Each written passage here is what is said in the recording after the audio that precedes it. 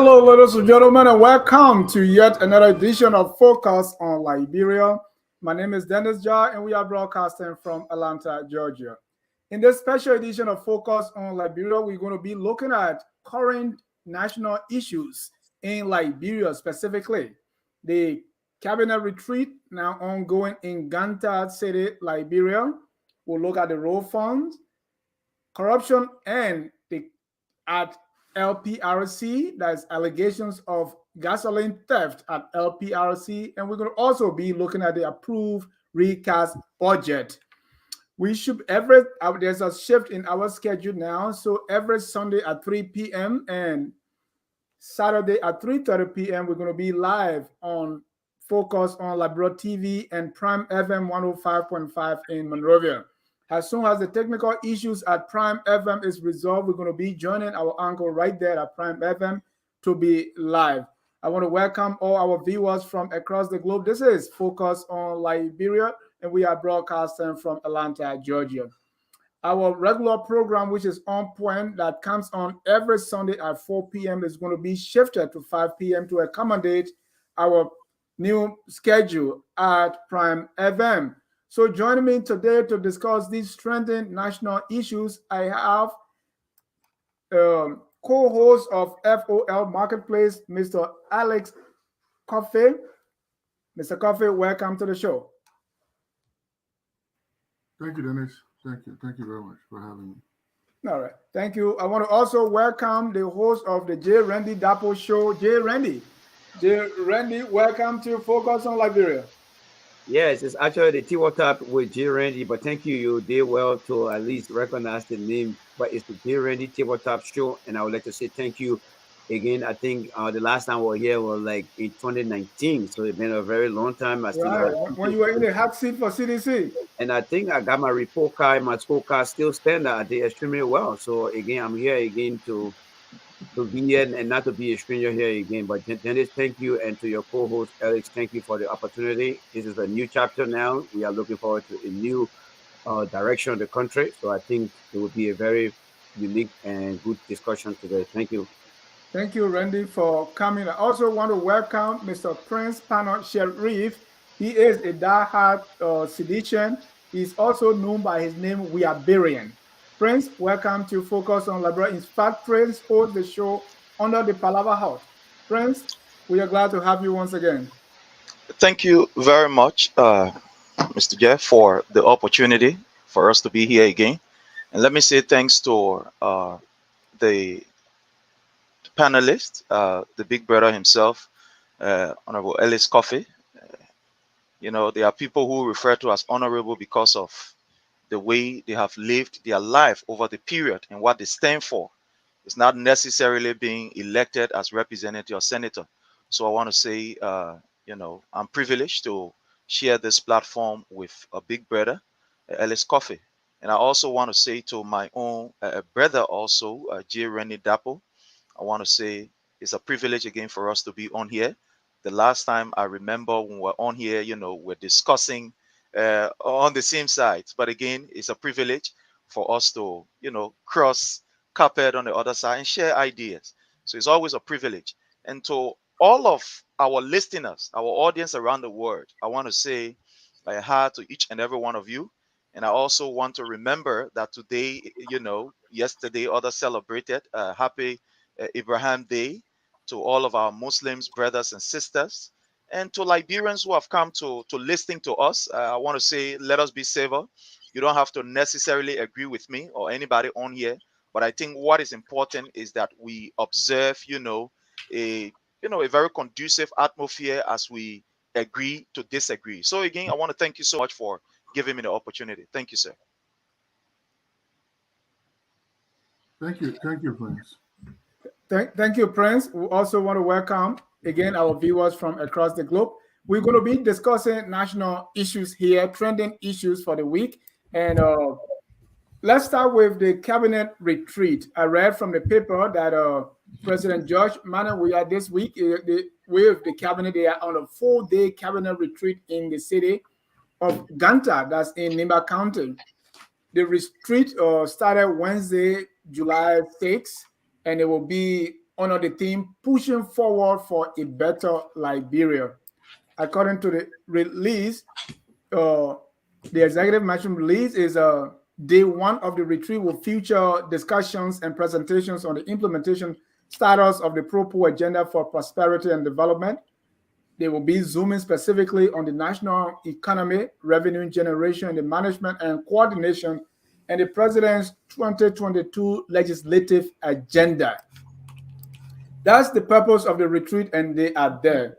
Oh, Prince, this is a CDC cabinet retreat. You are a citizen. Tell me a little more. What do you think is expected to be accomplished from this retreat, and why is it necessary at this time? Unmute yourself, please.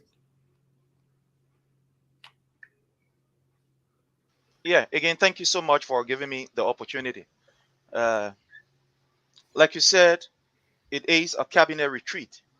And I want to say it is not a cabinet retreat basically for CDC, but rather it's a cabinet retreat for the Liberian people. It's where, you know, people who are entrusted to serve the Liberian people go, have an idea, putting on the table to see how best they can be able to move the country forward, because whatever will be discussed will affect every Liberian. It's not necessarily seditions or unity partisans or maybe ANC. So it's for all of us as Liberians. Now, as you rightly said, in the cabinet retreat, one of the things that will be discussed is the performance of government, you know, over the period. They will also be looking at the revenue generation, you know, the status of the economy, and they will also be looking at the president, you know, own plan going forward. And I think it's something that every Liberian must actually open their ears to, because over the period, what we have seen is an indication that, yes, we are making progress, but there are also challenges. I'll give you an example. When you look at the revenue performance of the government, over the period since we took over, there have been some tremendous progress, especially with, you know, the local revenue generation. We've done exceptionally well as compared to some years ago, where basically, you know, we depended wholly and solely on international donors and etc.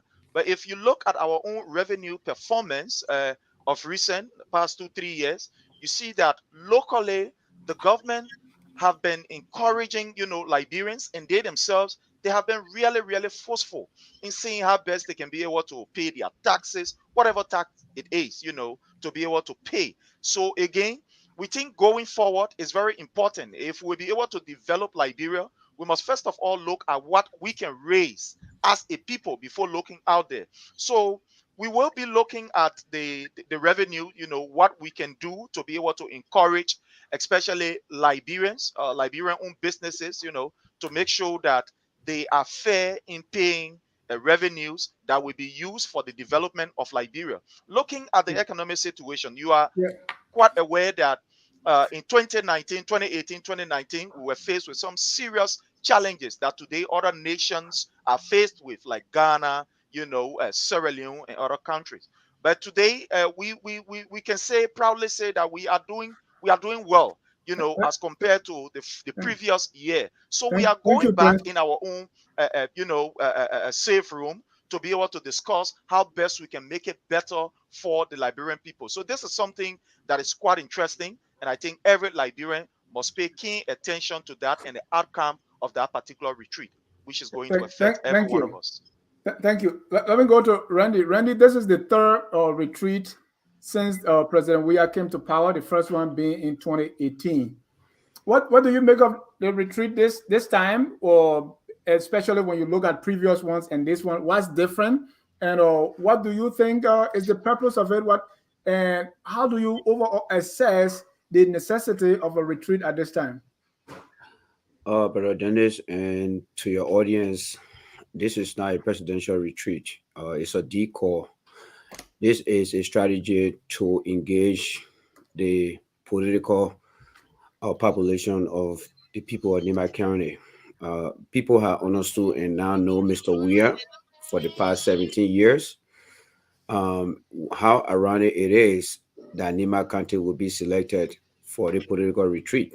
The president had political retreat in other places. The propos document was presented to him in the same Nima County. We are at the eve year of our election, and you're talking about political, I mean, you're talking about cabinet retreat. Cabinet retreat is meant for government that been in office for the first 2 years, and based on the progress report from the prior year, should determine what needs to be done, where the government can take a time off and go to a location to brainstorm on what they are doing in regards to the policy that are not meeting the needs of the people. So, as far as I'm concerned, the scorecard of the president in terms of the leadership of our country have proven futile and unproductive, and is just used as a means to distract Liberians. But the reason I'm here and the reason I'm switching side from the CDC is the same very reason that I've been complaining about a long time ago. The president doesn't listen to good advices. The president is only listening to people around him. And here we are. From the time he started, I have been outspoken to now he's going for a retreat. Dennis, you got an exam to take next year. I mean tomorrow. Then you say you're going to go look for a book to study. You are not prepared for the exam. This year, the president should be going from county to county. You and I, along with Prince and Brother Charles Coffee, I mean Ellis Coffee, should be talking about the president uh, platform this year achievement. What has the president done in terms of electricity supply across all the county? What has the president done in terms of the educational system across the country? What has the president done in terms of whether we are still seeing our people receiving minimum wage or living wage? We don't know none of these things. What has the president done when it comes to the health sector? Children are born in Liberia today. People come from different parts of our country and enter without no identification. You and I were born in our country without walking from the hospital or after 3 months getting our birth certificate. The president is in an era where technology is accessible. So this is a very unproductive but mainly political strategy that Mr. Tue, Mr. McGill continue to use Mr. We are in the wrong direction, and we are here to show that. So I'm not going to give it any relevance here to say it's a political retreat because the time is over. I'm seeing this as a political strategy. Retreat, Thank and you. then you walk into Prince Johnson College to take picture. Please, man, let's be serious here. Thank you, Prince. Alex, and I'm going to rely on your experience here. You know a thing or two about retreats. I may be wrong, but you probably participated in retreat during the Ellen Johnson Sirleaf era.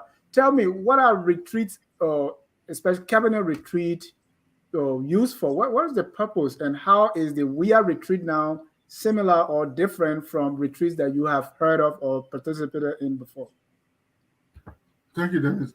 So cabinet retreats normally they're done, but normally they're done at a point in time and for specific reasons.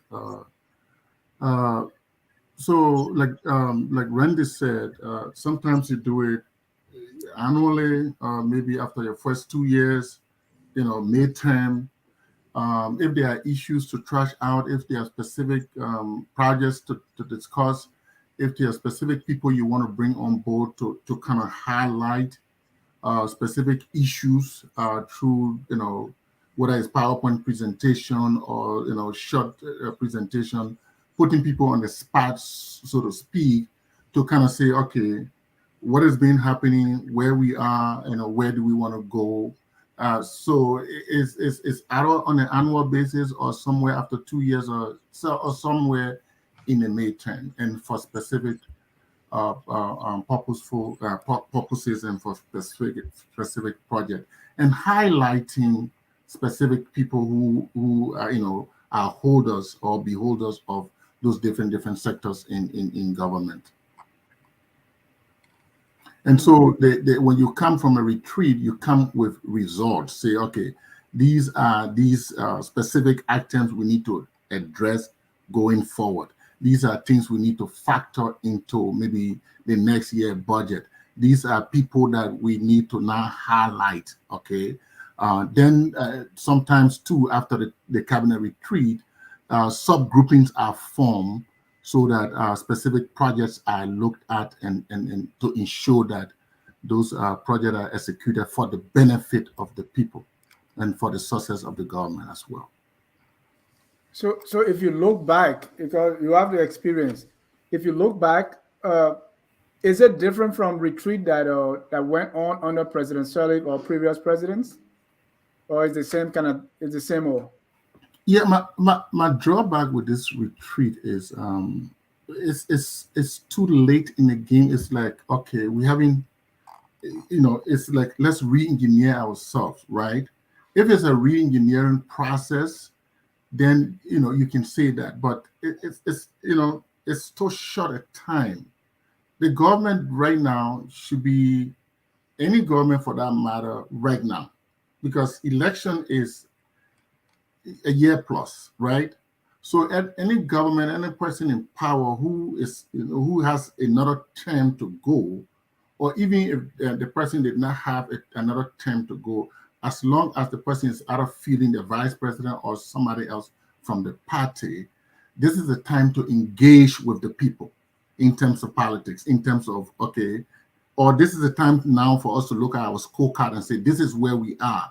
This is what we've done for the Liberian people. This is what we've done as a government for the country. Mr. Coffey, let me interrupt you a little bit. My question to you is, because what we hear is these things did not start with President Weah. This is how it has been. So you being at some point part of the Ellen Johnson Sirleaf government, was it the same way that it went, or was it different? Was it better? Was it done timely, or in what? How did it go with Ellen?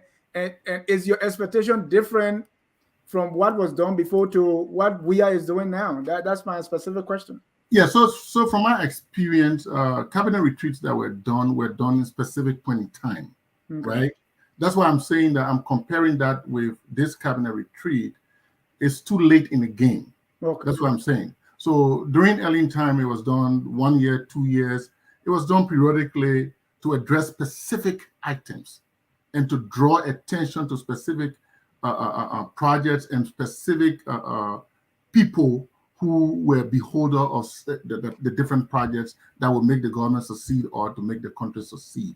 So that's why I was trying to say that this particular retreat is a little bit too late in the game, because now you should be focusing on more of electability and things like that, or more of showcasing the different goodies that you've given the government, the country, the different things that you've done for the country, the different progress you've made, and how you're going to make things better, right, going forward. And then, so I would think this especially with the visit to these different things that are visiting Prince Johnson's school and this, and to me, this is at this game, because any government now should be looking at elections. So I think this is more of engineering for re-election rather than. Thank you. Yeah. I must admit, the only retreat I participated in is youth retreat in my church.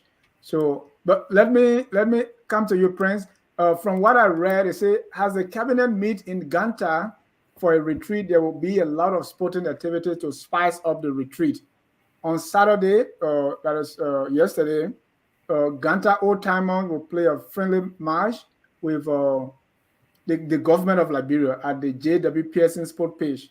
On Monday, the cabinet will face the SOEs, the state-owned enterprises, and the autonomous agency in basketball and volleyball at the Ganta United Methodist Gymnasium. And then we'll have the cabinet will go against the SOE and the AA, both in kickball and basketball. And then it will end up. Dennis, you got to be kidding me. Are they doing all that at a retreat? The retreat will climb with an exciting football match in Sanikole at the Floyd Thomas Stadium with cabinet against the Sanikole All-Star. I cannot verify this. Let me see if Prince has any information about these sporting events.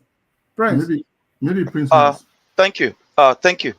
Like to just start from where Mr. Coffey, lay the point that most of these retreats should be result oriented, and I agree with him that whenever these retreats are called, you go back and do a kind of SWOT analysis to see where we have made progress, what are those challenges we have, what can we do going forward. And I think this is what has been happening. But again, it depends on the challenges that we are faced with as a people, as a nation. Like he talked about the previous government of Madam Ellen Johnson Sirleaf, where there was, specific period, maybe after a year or so.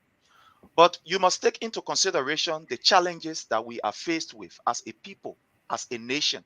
So as the challenges rises, it is always important that you go back, especially these key actors, to see how we are doing, how we can put, ideas on the table to make it better, best, or whatever. So I think this time that we find ourselves in, it is very timely with all of the challenges that we are faced with. And the second thing is, I think I would like to say that we all need to, hold our houses a bit to see what would be the outcome in terms of result from this particular retreat.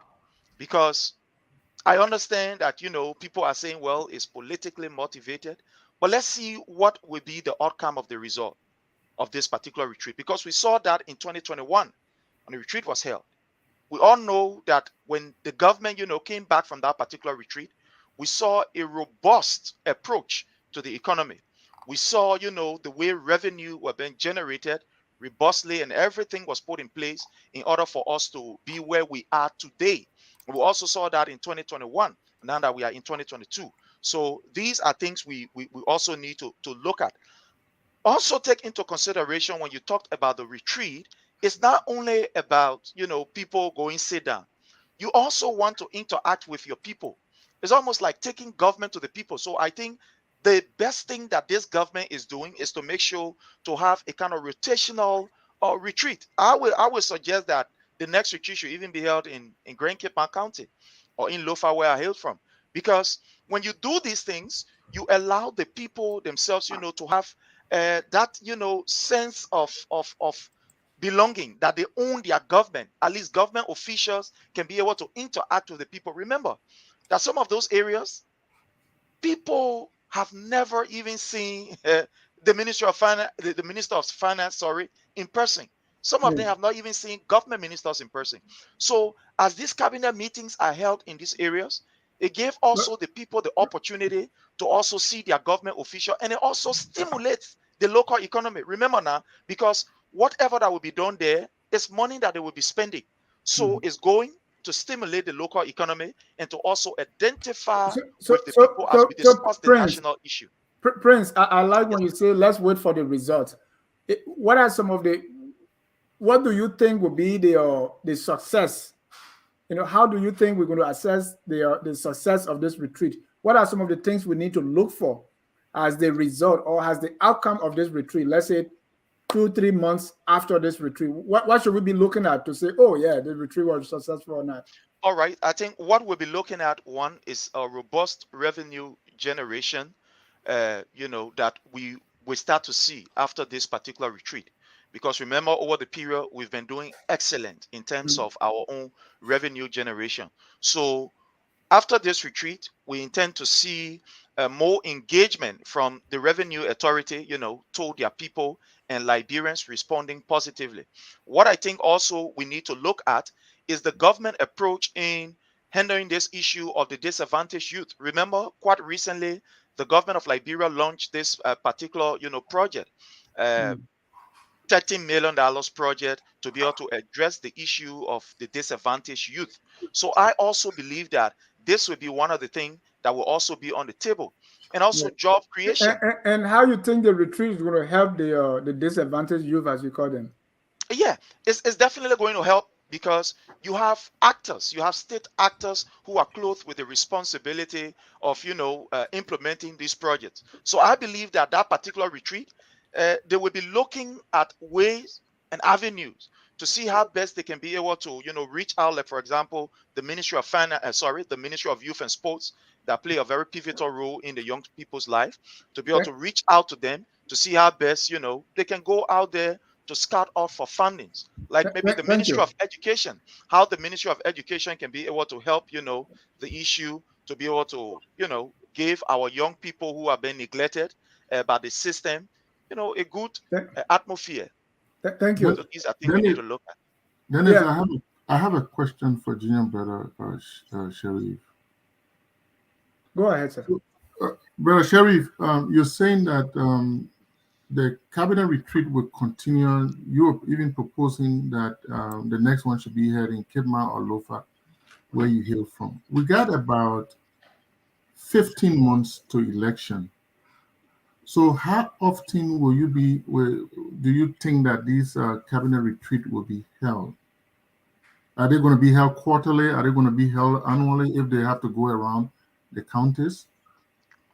Well, like I said, I am not actually in the planning of the president, but I think as an individual, I would think that it should be held as much as possible whenever the need arises, whenever there is a need for such to be held, because there are challenging issues every day. We are faced with issues, and as these issues arises, there is a need for state actors to sit and see how best they can put ideas together, ministries to coordinate and cooperate to be able to solve this problem. So again, I am not in the office of the president or in the office of any minister to tell you uprightly that, well, they should be held after every 2 months or 3 months or 4 months. But again, what I would say is that whenever the need be, in the wisdom of the president and his co-pilots, that whenever there is a need for such, let it be. It doesn't Thank matter. you. That is the need of the No, people. my question was based on what you said. I was asking you personally. Yeah, like I said, whenever the need arises, looking at the challenges that we are faced with, it can be like, after every 6 months. Do you need a Yeah, retreat to address those challenges? definitely there are times, not necessarily a retreat is needed at all the time to be able to address these challenges, but there are some challenges that are very important, and I think a And you retreat is are needed needed, for right? that. Because Yeah, Jesus says sometimes some sicknesses require fasting and prayer. definitely. So sometimes you need a dry fast. Randy, let me go to you. Definitely. We see the president. He was in church this morning at the inline church, and I love the singing there. Or the president visited Prince Johnson Polytechnic. We also see I listed some email that I got that those were some of the sporting activities that are going to take place. Looking at those, you already said this is a political stunt. Do you believe those activities and even those ones that are listed in the paper has to the purpose based on day one and day two now? Do you still hold that view that this is just for a political? This is just a political stunt? I mean, it's one thing for the president to have a recreation activities across the country, as we saw at the Invisible Park. If there's something that he tried to do around the country, let him be very specific. But the meaning of cabinet retreat, we have those things over here in the corporate world too, but it's named differently. You When you say you're going for cabinet retreat, it means that the highest risk of your government performance is is at a point where it could become a political decision for you, and that's why you decide to have these things. Now, since Mr. Weah came to office, he has had the following retreat: May 17, 2018, that was one of the retreat. February 20 and February 17, that was the second one. November 3rd, 2021 was the third, and now we got July, whatever the date is.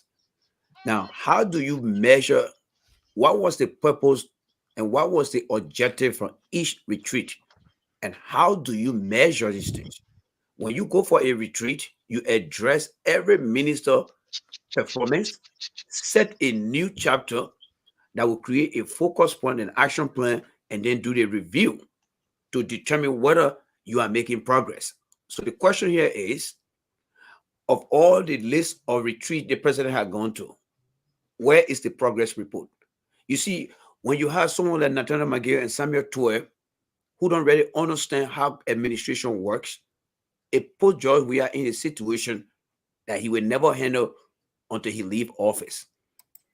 This president has been playing with the people for 17 years. This year, The president should be going around giving result to Liberians in every sector. Prince will agree with me that we campaign for this thing here. What on this document have you, Alex, and anyone listening to us has seen from any ministry? You visit any ministry website, you will not see a goal with a focus area as to what progress over the years.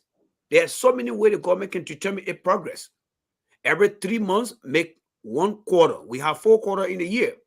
They receive budget, they got a program, they don't evaluate, they don't provide any report. After all the 5 years have been completely absorbed, and then Mr. Weah want you and all your audience in Liberia to understand that the 5 years they are wasted is going to fix stuff over there. I list some sectors here. Where is Mr. Weah as a Mr. Weah performance as it related to electricity across the country? Let's say Mr. Ellis tell us there's a rainy years when Ellen left office, the total electric supply across the country was at 10% over 100. That how much Ellen did.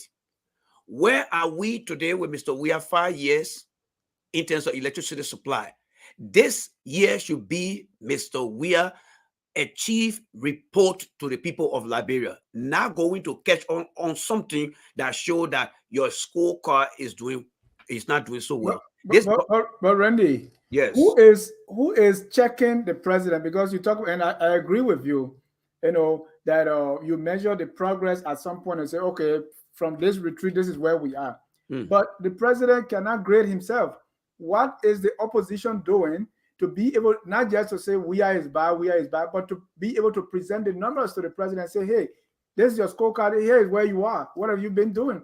It's like nobody is saying these things. We are only criticizing. No, people are saying things. People are saying things. But I don't hear the specifics. Let me tell you how. This president has shown to be one of the forceful presidents in our history. Why? The fourth estate that include you and I, Mr. Dennis, Mr. Dennis, Mr. Coffee, the opposition, and including the Liberian people. We all see things far and near.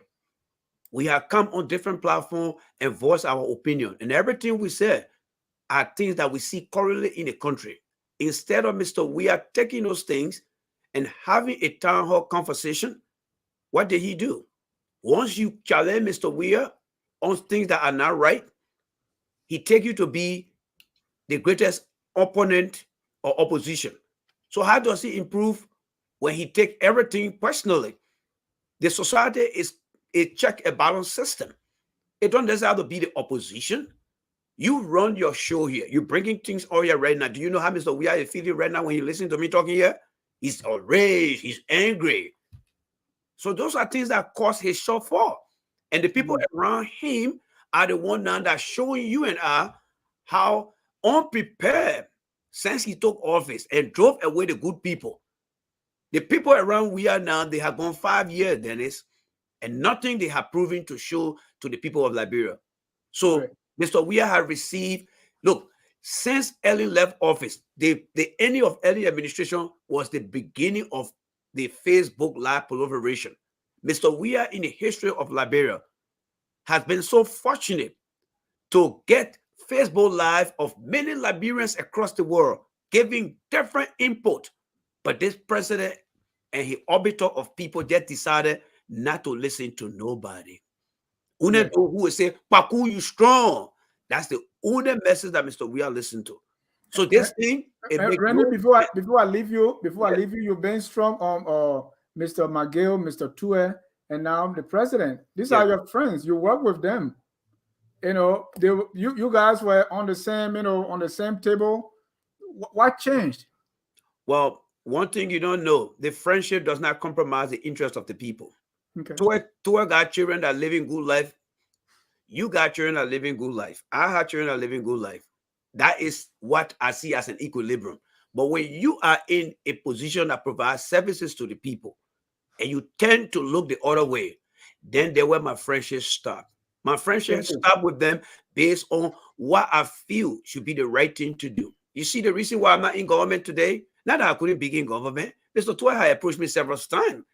But should I join government to compromise the interest of the rest of the country and please my children and others? What will you be saying on your show if I had joined Mr. Weir? So the friendship got limitation.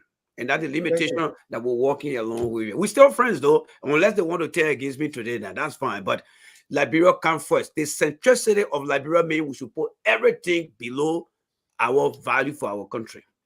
Thank you. And Mr. Coffee, I want you to have the last word on this topic before we move to the next. Based on your experience and your assessment, have the opposition bloc or have individuals, critics, and numbers crunchers been able to actually show the president that, hey, these are the areas.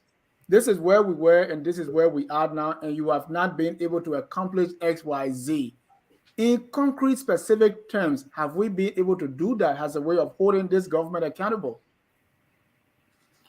There's this it's a cliche or a statement that going around in Liberia, and that statement can fall on both sides. It can fall on the we are plate as well as it can fall on the opposition plate. They say nobody's stupid here. Okay, like in English we say in regular English we say nobody is stupid, right? So I mean on both sides. So people looking at also the opposition. What is their input, right? I have a problem with the opposition in as much as I have policy differences with Weir in the way he's carrying our country, right? I have a problem. Okay. I also have a problem with the opposition. If you the parable is that if you're in the house with a man, right? And the man is the woman, I'm talking about a woman with a man married to a man in the house. And the woman is being ill-treated by the man. And another man from outside is throwing jabs at this woman to pull her into another relationship with him to leave this man, right? And then all of a sudden, this man is coming to pick up this woman from this house. He agrees. She says, okay, come rescue me from this man. This man beating me, the man doing all kinds of stuff to me. Come and rescue me. The woman opened the door, and this man who is supposed to rescue the man he's standing outside there with 3 or 2 other women and beating these women. You think what the woman would say? Your words. You see, you coming for me now, you beating other women, then let me just stay here and stay with him, man. Let him suffer me out. At least I will be here, but you beating 3 women out there. So the opposition has been consumed into why it is true that in my belief that Weir is leading our country in a direction that we did not envisage then, is leading the country into a wrong direction. I believe that also the opposition is not owning up to the task of pointing out these things because they're busy fighting among themselves. So because they're busy fighting among themselves, the ills of the society, the ills of this government that they should be able to crunch and highlight, they're not doing it. Mr. Daniel, if you don't mind, I mean, I know Mr. Ellis had interjected into Prince, and I think Prince can do the same to me as well. But I think as far as throwing the blanket blame, I would call that blanket blame. I tend to differ with Ellis Coffee, and here is how.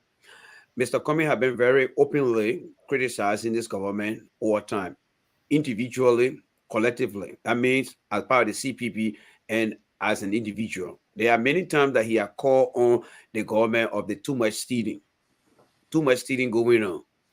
All right. The government need to do more. The government need, and there are times that he also praised the government. So, Brother Charles, I think that is a little exception. Maybe it's something maybe that did not capture you, but I think Mr. Dapo, something like that. Has Mr. Cummings, for instance, being able to show us some numbers here? Let's say Mr. Cummings say, I'm able to curb corruption. Has Mr. Cummings being able to say, hey, the ghost, because one of the reasons is ghost salary. Hey, because of the ghost salary at the Freeport, this is how much it's costing us. And if we close XYZ loophole, this is how much we're able to generate. For instance, now another example is now you have a cabinet retreat where you take, almost everybody to Ganta. What is the cost?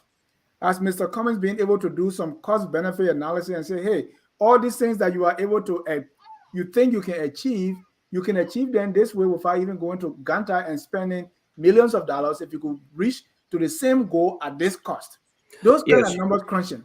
Yeah, so based on my general knowledge, because I'm not within the inside circle of Mr. Comey, but what I did hear so far of Mr. Comey saying, one, Mr. Comey proposed that our budget could be as far as $1 billion. He made a proposal like that before, and then when we see the government trying to take that, so statistically, he had made some point in regards to He that. has not shown us how he can get to that Yeah, billion. but it's one thing. Remember, this is election. You have to be very strategic. All right, politics is a game of strategy. You don't want to release it, but he gave a symptom that the government managed to just take away without giving credit to that as well.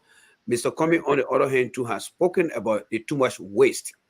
Too much waste means, President, we are taking trips that make no sense. Mr. We are making trips that take him to different county.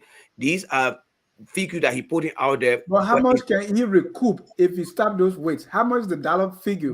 Well, here is where Mr. Cummings can be a very viable source when it comes to the campaign season. Because Mr. Cummings, remember, he's speaking generally now on different sectors that are that are putting waste out there. Now, specifically when it comes to maybe a one-on-one interview, like for example, I would encourage you to bring Mr. Cummings here and let you and him do the one-on-one interview as it relates to specific or all sector waste. That when the interview will be very specific. But when Mr. Comey is on a drive-by where he comes to say something, and because most of the interview are something varieties. So focusing on a specific issue will consume time. But if you set these things, Mr. Comey will come out here and provide info. But what he has done over the year, he has given you the sense that there is waste taking place. And I know there are waste taking place, and he has made some projections. So he's doing well in that era as yes, well. sir. Can I make an injection before? Hold on, Prince. Let Alex end his thoughts. Prince, Yes, let me. Randy, thank for the exception, okay? But everybody, I was talking about the totality, right? I'm not talking about a specific person. Cummings have made statements. Waka has made statement. Tirion Gonglo has made statement. Other people are making statements, critiquing the government. But guess what? What I was referring to, the total. The Liberian people are looking for help. They are looking at, for example, they're looking at CPP. They are looking at opposition to rescue them. That's why I give the parable with the woman. Now, if you can make all the different criticism, you can make the packets of different criticism here and there, but what is overshadowing the opposition's gain and is allowing Mr. Weah to continue to flow is the fact that they continue to fight among themselves. So no matter what one criticism, one statement, one person is making, or another person is making, Tewion is making, or Cummings is making, the confusion, the constant confusion overshadows all that. And it continues to promote, it continues to allow the space for Mr. Weah not to be challenged constantly, and for Mr. Weah to continue his trade. That's what I'm talking about. I'm not talking about the packets of statement that Cummings is making, or Tewion is making, or JMB is making. That's not what I'm talking about. I'm glad that you make it. Randy, we got to leave this here. It could be rescue, but the overall letdown as it appears now. But at least for now, the point has been made now. So thanks for the clarification, because when you made that blanket statement, I came in, and now that you have specified that, I think everyone out here listening, the audience will be the one to evaluate. So thank you, Charles. I appreciate that. Prince, yes, Prince, 1 minute, please. Okay. 1 minute, please, and then we move on to the next subject matter. Yeah, I think it is unfair that, people just make blanket, allegation analysis that these retreats have not been yielding results. I will just give you a very quick result, that people can look at. Let's look at this government when the government took over in 2018. Between 2018 to 2019, look at the performance of our economy. Look at the challenges that we had during this period as compared to where we are now. Can you see that there is a great and significant effort that have been made by this government in resolving the issue? Do you think that it just come about because Liberia is Liberia? It takes the effort of these same people who are in these cabinet retreats to sit down and calculate and see how best they can be able to put ideas together to solve the problem. Like just a common example before we move on, because you give me 1 minute. When this government took over, what was the rate as compared to the US dollars, Liberian dollars to US dollars? What was the rate? When this government took over, let's look at the level of development in terms of infrastructure, buildings of ministries. Where were we when this government took over? Where are we now? Let's look at the issue of the healthcare. When this government took over, where were we and where we are now? Have we arrived? No, we have not arrived. But I think we should give credit, because all of these retreats that we've been having, these are some of the issues that have been discussed, and we are now seeing results. As I speak to you, look at in Ghana, like I said, they are faced with their own 2018, 2019 that we were faced with. But today, we are doing exceptionally well. We are not there yet, but I think we are doing exceptionally well. And these are some of the results of some of these cabinet meetings and, brainstorming sections that we have had over the period. So I think credit must be given to this government. But even if we can see it because of, some political reasons, I think the common people are feeling the impact of this government, and they can clearly explain it. Thank you, sir. Thank you. No report. There's no report. no, For the past 5 years, we have not seen one report. For the past 5 years, we're not seeing one report. You have not seen it, but the reports are there, sir. Report. And this is why the international community continue to have confidence in this particular government. Progress report. That's why you see our grace continue to go up, on people's mouth. because this government is doing everything in a transparent manner as compared to what other people are saying. I know where were we when Ellen left office? Where were we? Health-wise. Health-wise. Where were we? Health-wise. Educational-wise. Where were we? Security-wise. Where were we? Where were we? Let's see the data. Thank you, Randy. Thank you. Let me see they are data, so your failure to be able to see them is the problem. It should be available. It's a public record. Are you there? Send her the link. Send the link right now. Send the link. Send the link. You got people. Right. Send the link. Thank you. We've been joined how by are you? Our resident economy, Depu Zuo. Depu, the cabinet retreat is in your town in Gaza. Yes, interestingly, the cabinet retreat is in my town, and my church have become a headline. This morning on my way to church, I received video about the president's visit to my church, and everyone keep talking about the cabinet retreat. It's a very welcoming decision for him to go outside of Monrovia, and I think that with regards to what progress they make out of the cabinet retreat, is one thing we need to also look at. So I think, realistically speaking, I should say that sometime before you do evaluation, you should have a baseline. And it's from the baseline you'll be able to know what progress have you made. And from all indication, the baseline from the taking over of CDC-led government in 2018 to present, the only difference that you can talk about, which I know Sharif was just mentioning, was the issue of growth.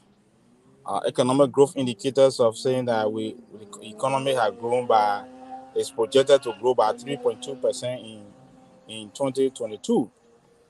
But when it comes to reality on the growth itself, it is dismal. It's totally dismal.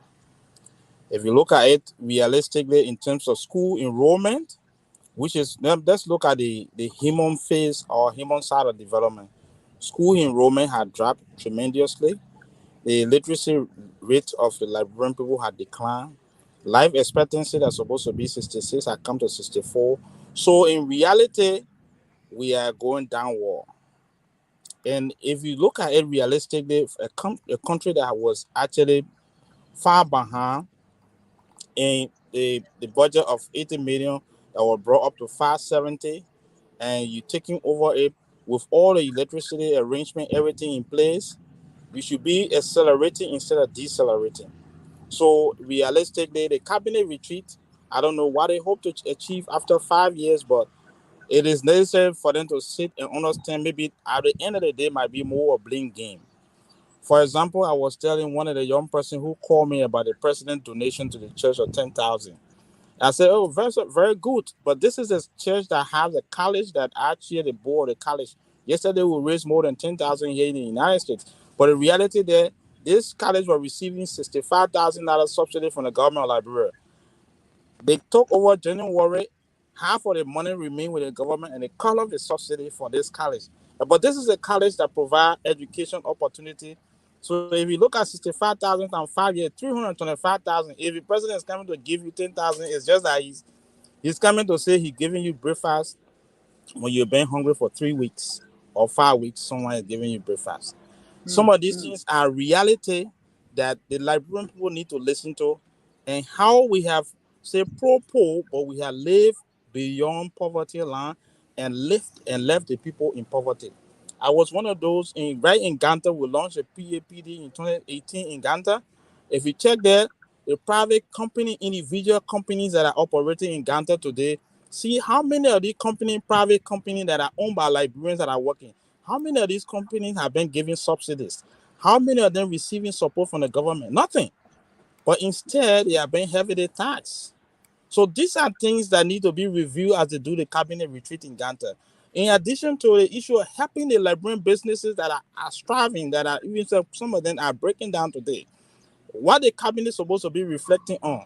You are going to the northern region, Ghana, border, Guinea, Cote d'Ivoire, and Liberia. That's the best area for you to consider as a starting point. What has the government done to even provide support for the businesses and the companies that are operating there? Nothing.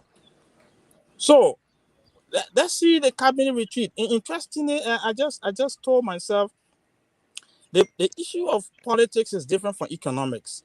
The president is going to the country that has a county capital.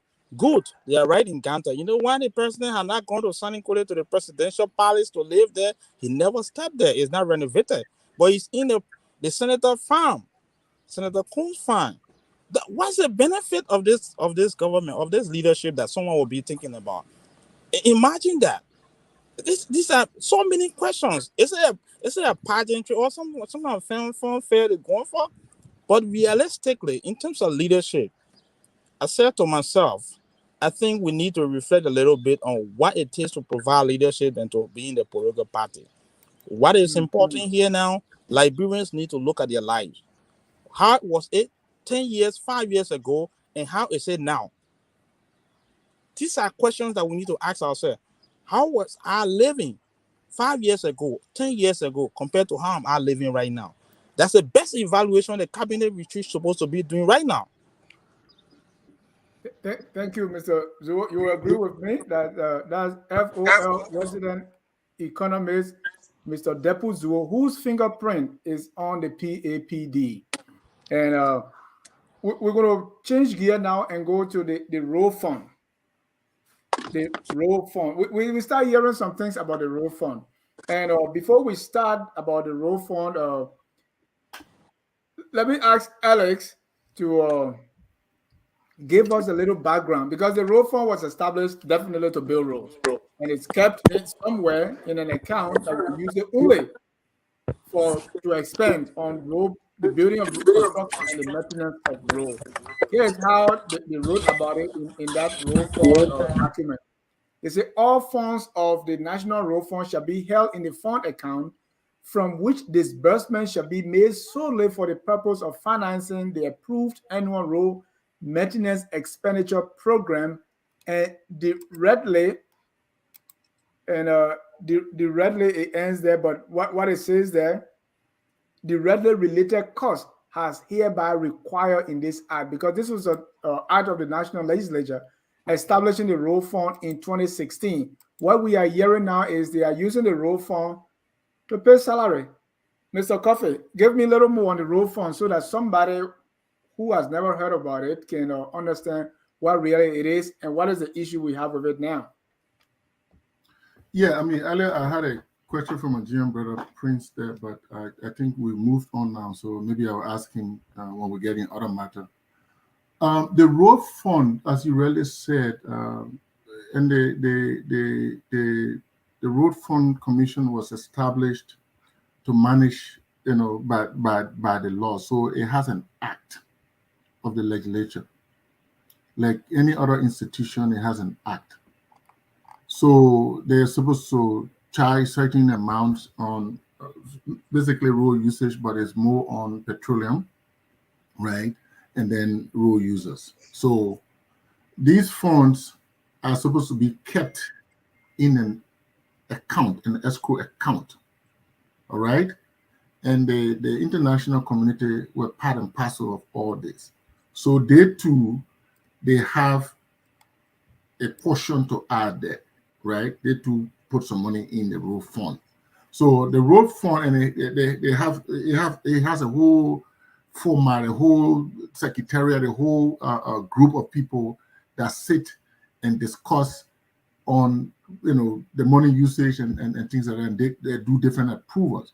So the monies that are collected goes to that, is supposed to go to that escrow account. Now, the Road Fund Commission does not go around collecting the money, right? So that money is the same way all the other monies are collected, and the revenue generating agencies. The money goes through LRA, right? They said they were going to put a surcharge on petroleum products, right? Yes. Gas tax. So, yes. Now, we must differentiate, for the sake of education, we must differentiate that from the single treasury account, right? The government single treasury account. By the PFM Act, it says all revenue collected, all government revenue collected should go to that account, Liberian dollar account, US dollar account. So the Liberian Revenue Authority collect all the different revenue at different points. That's why in most of the places you go, you have a bank there, you have a Liberia Revenue Authority, they give you the flat receipt, right? So, but because the road fund has a different act, and that act creates a different account, the specific money that is collected, the surcharge that is collected in view of the road fund should go to that account as opposed to going to the single treasury account. Okay? That's the basic explanation I want to start with. Thank you.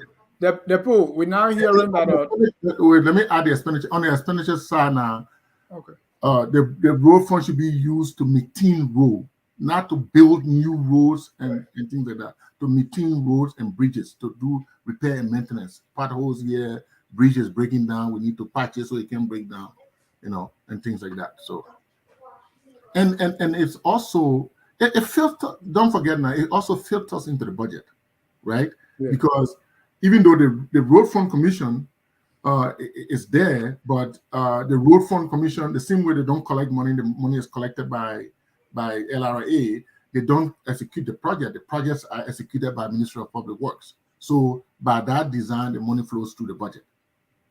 Right. Mm-hmm. Prince, is it? Do you have any knowledge whether this road fund has been used to maintain roads, and why is it that we are hearing that they're using this to pay salary? Is that something that you agree with? Thank you. Yeah, thank you. Like Mr. Coffee rightly said, he gave the background of this particular road fund, where all of the money, is placed into the consolidated account based on the PFM law, and from there, we can be able to apportion it to wherever it's supposed to go. But let me say this: wherever, Prince, is for maintenance of roads and bridges. No, I mean all of the revenues are generated and into the consolidated account, and from there, we move. Now, having said that, this issue of the road fund, that's true by law, is something that should be used for that purpose. But one thing you must take into consideration when you look at as it relates to law, what the government's supposed to be very focused on, it will tell you in terms of priority is clearing your debt.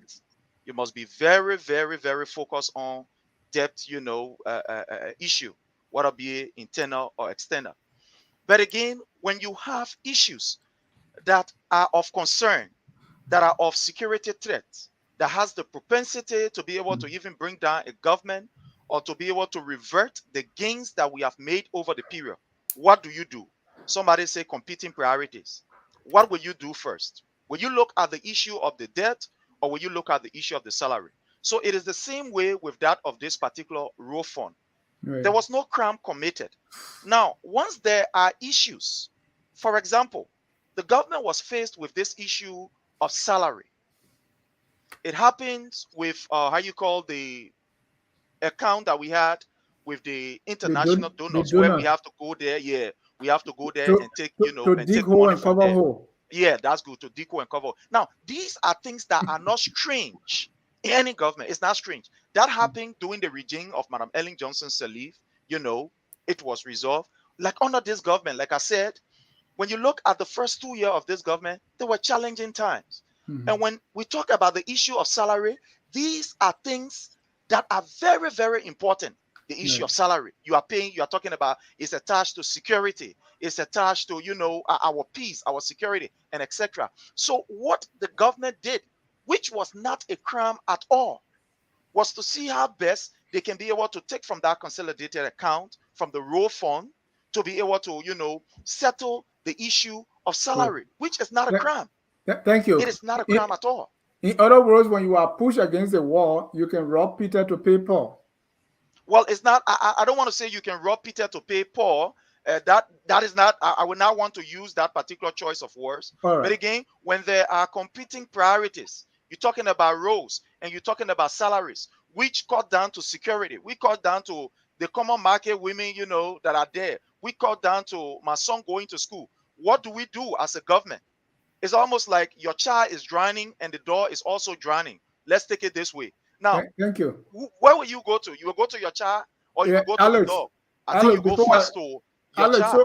So from Prince scenario, Alex, what do you do? So, I have Mr. Sharif. You're giving the different examples. That's fine, but what specifically did the government use the row funds money for? It was used on salaries. It was used on salaries. Yeah. Okay, but then salary is salary not part of the budget?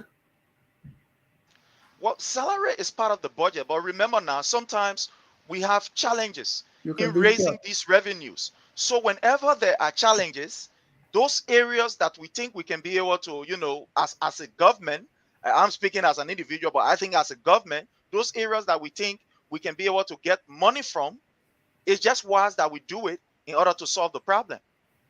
So the row fund audit that brought out all these things were conducted over a 2-year period, 2019, 2020, 2020, 2021, right? So it was almost like in the middle, 2 years after. Now, you continue to say that, Mr. Sharif, you continue to highlight in almost every statement you made here, you were very clear about the progress this government has made in revenue generation. And the reason why I ask you, is salary not part of the budget? If you're doing so well in your revenue generation year on year, right, including as part of this cabinet retreat, like you said, that more effort, one of the outcomes that is coming from this, that should come from this cabinet retreat, is additional effort on progress on revenue generation.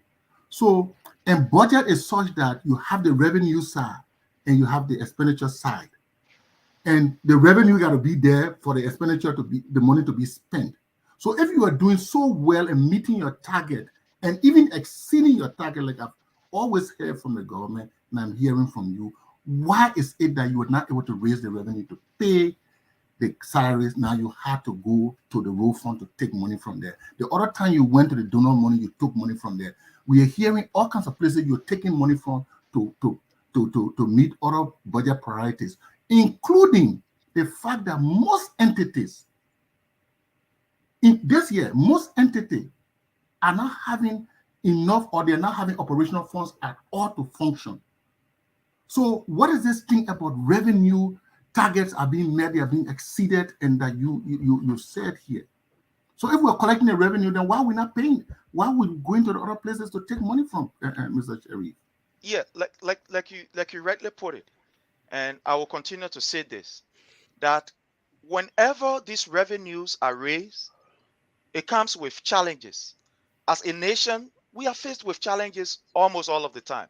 Tomorrow there will be another, a challenge that will be created, and day after and the day after. So what the government is doing is, with these meager resources, is trying to see how best they can be able to Prince, you allocate said it. You little, said the same you thing know. before. Prince, what were those challenges that make, even though you had surplus in your book, as Mr. Tua said? So what were those challenges that sucked the money away, that you have to take the road fund to pay salary? What were those challenges? Like, take for example, quite recently we had to add on to uh, the security force. We had some recruitment for the Liberia National, the armed forces of Liberia, The budget and for the EPS we've alone more than the armed we've forces and more than the police. So what are you no, no, talking no. about? We've also been adding our strength up in that particular area. So All what do right. you expect when Thank you you. have these kind of recruitments? Definitely you anticipate more money in order for you to be able to meet those needs in those particular areas. So these are some of the things that we are faced Thank with. you. Let's look at the hospitals that have been built Thank you, around. Prince. I The get more it. hospitals you build is the more nurse you have to bring on board. Right. And as you bring these nurses on board, definitely what's You have going to to. happen? You got to pay them. Thank you. That's called not proper planning, because you don't have the money and then you're doing something. But let me go to Randy. Randy, what are you hearing about the road fund? And what's your Well, take? what I'm hearing here again is another disorganized government that don't understand how to take on class A challenges. And there's something, as you can see the screen here, we are divided into 4 quadrants here. Every quadrant, like for you, Dennis, your quadrant with me, should we borrow from the road fund? Yes, but is it mandatory? No, or yes. So your quadrant will have yes, yes. Alice quadrant will have yes, but is it mandatory? No. My quadrant will say, well, should we do it? Why should we do it? Prince quadrant will say we cannot do that. Let me put this into perspective as it relates to the government poor performance. The same retreat that started the program here with the question.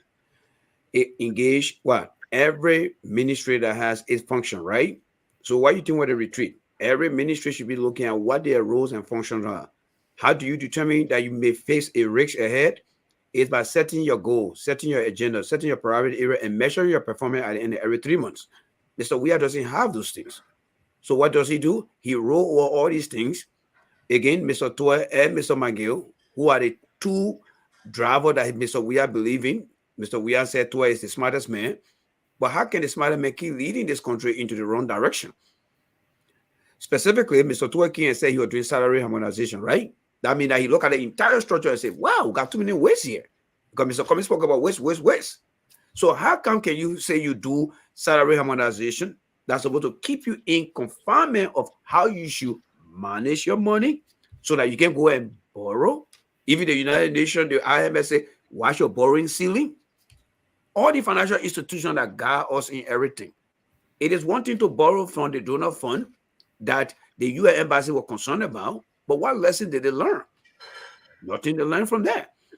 So this government has been given all the opportunity to listen to good people, but Mr. Toy and Mr. McGill feel that they know everything more than God that created them. So they don't listen to nobody. They go around and just misapply ideas from the textbook that doesn't work because it doesn't correspond to the experiential quality that other people have. And that's the reality we see here today. Now, if they get stuck to borrow money from the road fund, which was predominantly for PM, preventive maintenance, and like one of you guys said, I don't recall who specifically asked that question, there hasn't been any preventive maintenance of road in our country as far as I'm concerned. But if the president does decide to say, like, I want to borrow money, there should have been an official written letter that you and I will see giving reason why. But I think what my colleagues and brother and friend is struggling to answer here is the fact that the government doesn't make profit. The government depends on revenue generation. And I think what Prince should help his government understand, there are people in the country that are not paying taxes. And every month, the Ministry of Finance supposed to look at the revenue generating agency and say, how much have we collected tax wise? If things are falling short, you reinforce.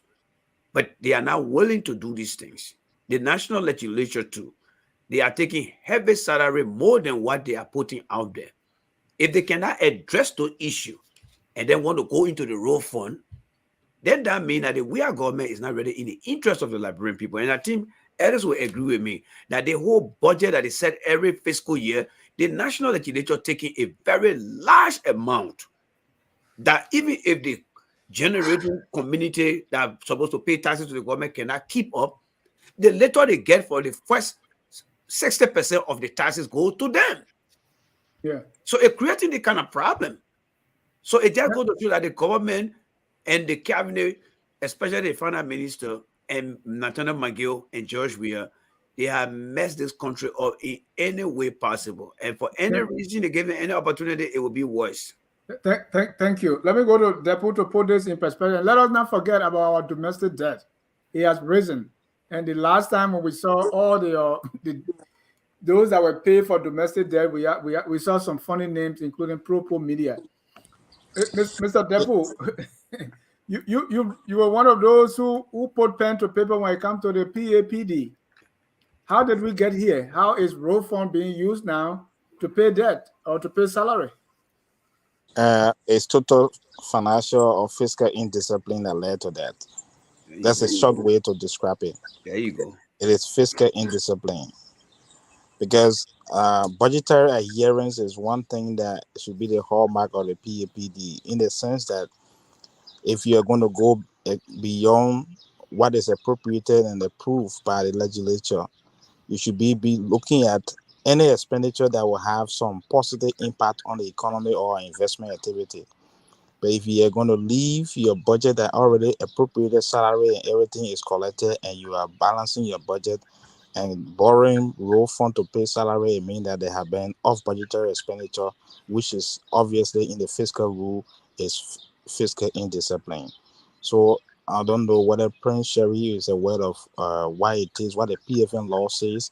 It says you should actually declare what you collected and should not be used for any purpose. So that's a violation of the law, and the Minister of Finance should actually apologize to the national legislature and the Liberian people for that decision they made. Besides that, realistically, when CDC took over, the first thing was that it took the wage bill to 330 million, and in that itself, that what took them off guard, because they were recruiting people, employing people to position they were not supposed to do. That's one of the main reasons why the IMF told them to bring the budget back to 992 million. And it was difficult. So at this time, we're talking that the efficiency level in government is lacking, and that's one of the main reasons why the money was used. Now, if we are on a strenuous condition that you want to use such money, it should be for investment activity. For example, if the money was used, since the law says road maintenance, if the money was used to say there was need for new road to be constructed, and whatever funding that is intended for the new road didn't come through either from the budget or from the donor side, you can divert such a money and justify it because it's part of investment activity, because the road will bring a return on it. But to say salary is a recurring expenditure. It is part of you. In fact, it's something that in reality is almost like you are living, you still have to eat. So what obviously you receive first is your food. So salary is what government cannot borrow money to pay salary. No responsible government should borrow money to pay salary. Thank you, Depo. Thank you. Prince, I don't want to put you on the spot. You and I, we are not economists. So, but Depu say no responsible government should borrow money to pay salary. He also said the reason we are here is fiscal indiscipline. And I don't expect you to answer this. We want Mr. Tue to come and on focus on Liberia so we can ask those questions. But I just want like 30 seconds. No responsible government should do this, and this is because of fiscal indiscipline. What's your Well, take? Just 30 seconds so we I can think, move on. yeah, I think he is speaking from, a political standpoint. How? Because when you look at our performance right now, you will see that as a government, we are doing exceptionally well. Prince, hold You on. talk Let about me this stop you, issue Prince. Prince, let me stop of you. Prince, you said because of challenges, you are borrowing money that you're supposed to take to pay your children's school fees. Yet you are saying you are doing exceptionally well. yeah, Just yes, hold on. definitely. Now, my brother talk about the domestic debt. I'll One talk thing about it. people are not taking into consideration is those debts that we are talking about, where they accrued under this particular regime. Do you Oh, know that we are paying debts from Why we Tottenham want to Town? protect? Do you Why we know want to that? protect Prince? Prince, Do you we know are that not going we to are go paying to debt domestic debt. from Tobo regime, from the regime of even President Tottenham? We are still paying debt. These are things that people don't take into consideration. Now, that's why the last time when they were discussing in the House about this issue or whether we should have, a statute of limitation about debt, I am one person that is thinking that I think we should take that into consideration. Because up to now, we still have people that the Prince, government I owe want you to speak to in. fiscal indiscipline. Yeah, yeah. You're going to As, domestic debt. That's not the issue here. no, no. These are some of the things that people are looking at when it Okay. comes to the issue of domestic debts. These are some of the things that accrue to the amounts that we are talking about here, the 800 whatever million that we are talking about.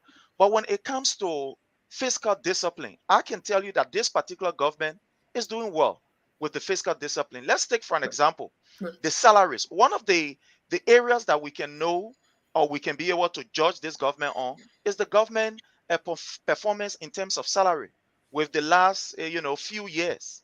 Let's look at salary. Salary have been very current. Because you're Let's taking look money at from somewhere, Prince. I don't want let's you to go there. what Let me. well no no no I'm, I I'm want to coming, stop you. Mr. J. Mr. J, I It's think John, you not have to Jen, give me, please.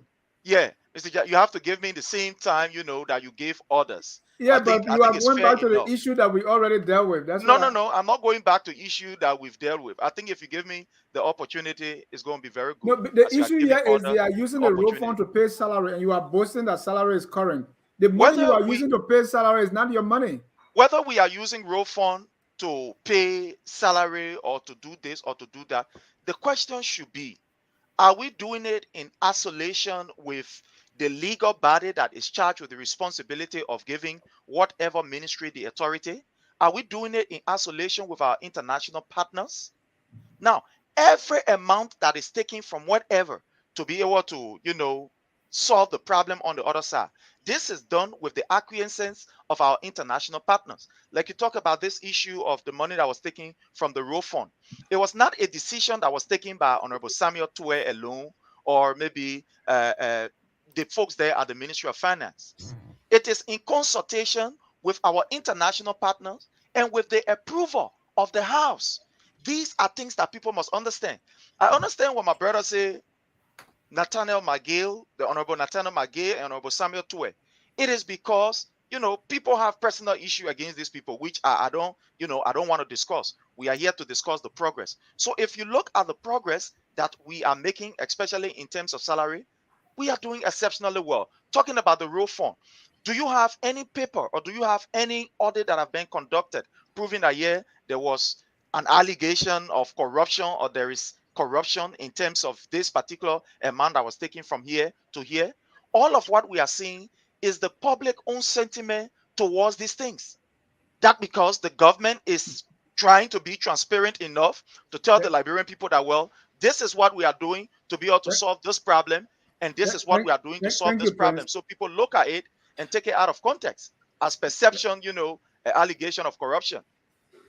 Thank you. Ellis, you look stunned. I wanted Depu to have the last word so we can move on. We have Well, callers that are ready. you said everybody will take 1 minute, Dennis. So I think it will be fair that everybody take 1 minute on that question you asked, And please. I want to work. If you want to join the discussion, we have two more issues. I'm not sure if we can reach to those issues, but we have callers that want to call in. The number is 605-313-6004.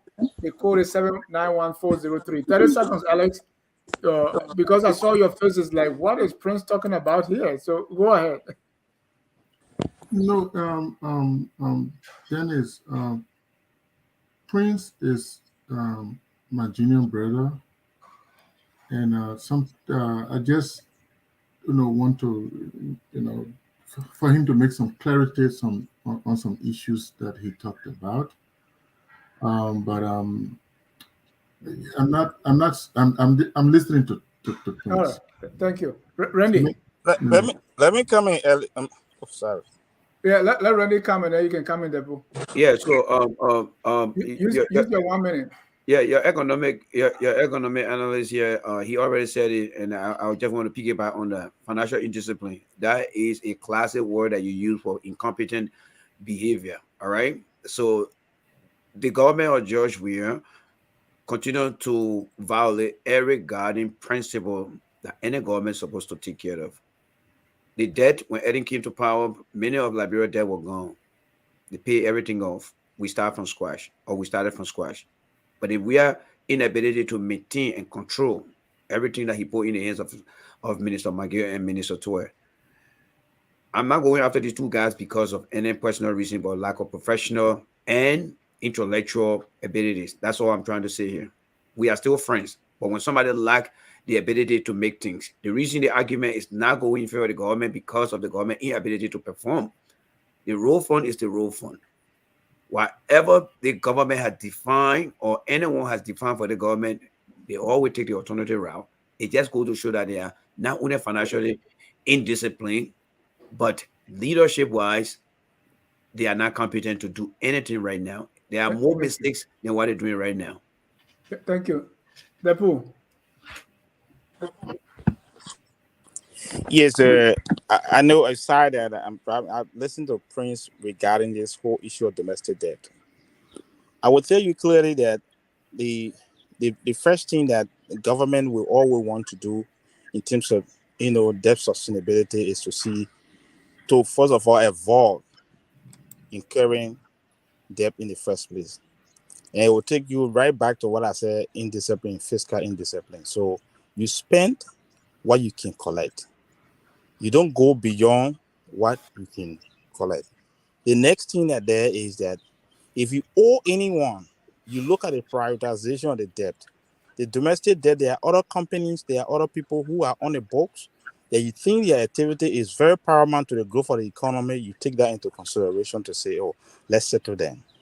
But if you check realistically what they consider as domestic debt, some of it, you go right back to say ministry and agency inability to first of all review expenditure and see what constitutes total expenditure without incurring expenses.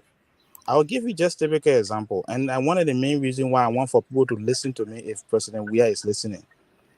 Right now, you have reached a point where, because they have received excess or extra money from IMF, which is our own loan, SDR given to us, the CAs to recast the budget and say that we got enough now, so let's expand our envelope. The first thing that there is to review what have you done to deserve what you receive from IMF, because it's a global financial response across the country. What you should also be looking at now to spend the money on, it should be activities that will actually help stimulate production in the economy. They are not going for that. They are going for cabinet retreat. Here is the problem. You going to Ghana and taking all of your ministers outside of Monrovia and giving them DSA. It is something that totally off your plan. You're going for giving everybody DSA, including all the staff for the ministers. By the time they get back, they already spent more than $5 million just on cabinet retreat. And DSA, daily sustenance allowance. Daily sustenance allowance they will be given to this guy for going outside of Monrovia. Whereas they were sat down right at the cabinet, sector right in, and then when they now to the mansion on the 4th floor, and everybody sit down right on the table and say, look, come and give report of what have you done. And they had a cabinet secretary to review their work and say, in terms of target for your sector or ministry agency, you are not met this target. And they send in a letter and say, look, based on so and so priority that was set for your sector has not been done. But they are going out of town for almost a week with all the money being spent. Then the salary comes. And now they will leave the salary because it's not paid to go take another money and spend it because These are things that people look. Donors are looking at us and thinking about what is wrong. That's what I said. To be a responsible person is almost like you have your children in a home and you go and borrow money from somebody to pay tuition for your children. Then you still go into debt. You go into debt. Then you still go and hang out and be drinking. Someone will be asking you, what's your mental stability? That you're going to go drink, but your children are begging for tuition.